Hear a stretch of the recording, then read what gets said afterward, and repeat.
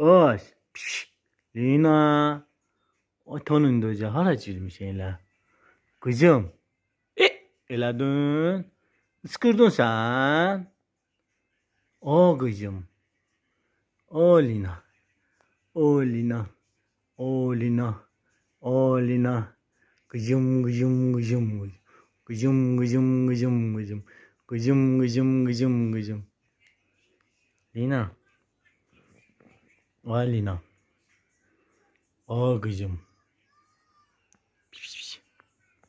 Ora niye girdin ne? Lina. O kızım.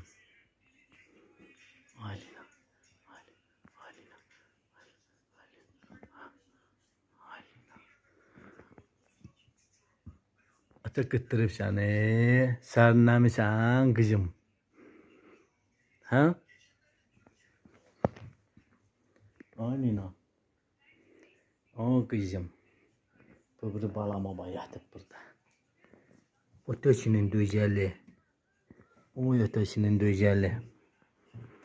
Yatmışsın burada. Hayatım.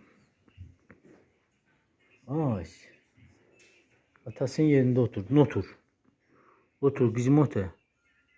Ata durdu oturdun orada. O kızım. O güzelim. O geçencim.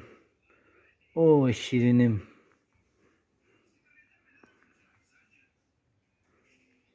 Alina. O kızım. O kızım. O güzelim. Atasın meleğim.